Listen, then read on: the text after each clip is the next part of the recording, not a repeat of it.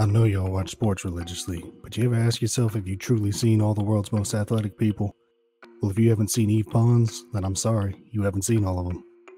How do I describe this guy accurately? Okay, here goes. The average human male is 5'9". Well, this guy's way above average, so add 10 inches and make him 6'7". Then give him 215 pounds of almost pure muscle. Pretty solid build for a basketball player already. But wait, there's more.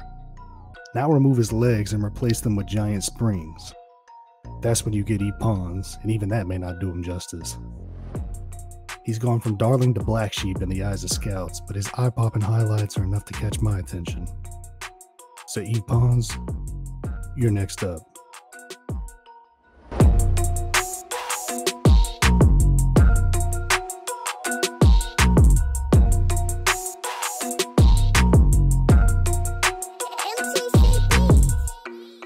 Based on my phoning in that intro, you probably gathered that Pons is an athletic freak. I mean, scouts estimate he could have anywhere from a 40 to 43 inch vertical. That's Vince Carter level. But it's not just how high this guy can jump and how quick he can get down the court, it's how he uses that athleticism. Pons, first and foremost, is a shot blocker extraordinaire. In 32 minutes per game last season, Pons averaged 2.4 blocks per game. This year, while getting just half the minutes, his block numbers have only dipped to 1.7 per game. In fact, this has been a trend across the stat sheet for him this season. Let me reiterate, Pons is playing just half of his previous minutes total. These are his numbers from last year. And these are his numbers from this year.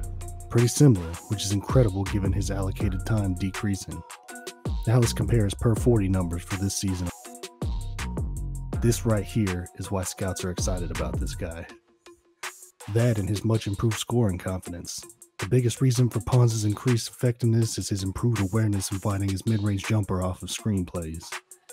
This added threat, along with his already looming deadliness as a lob target, makes him a much tougher guard for opposing defenders. His shooting touch from deep is definitely lacking in consistency, but with a 35% mark from 3 last year and a 31% average this season, the hope is that he can continue to develop confidence and ability behind the arc to become a legit 3-and-D player. Even so, why go after a guy listed as a center who stands only 6'7" in shoes and whose skill set is tough to define outside of defense and dunks? Well, does this guy look familiar? How about this guy? Or this one? Maybe this one? This dude? Or even this one? And maybe this one? Okay. Maybe Jason Maxiell was a reach as a household name, but the point is, there's a rich history of athletic, defensive, undersized bigs being effective in this league, and Pons definitely has the talent to be one of the next names on that list. I mean, come on, if DeJuan Blair can be a starting center in the NBA, I think this guy's got a shot. He's no star yet, and certainly has things to work on, but come on, look at these highlights. This dude definitely has what it takes to be next up.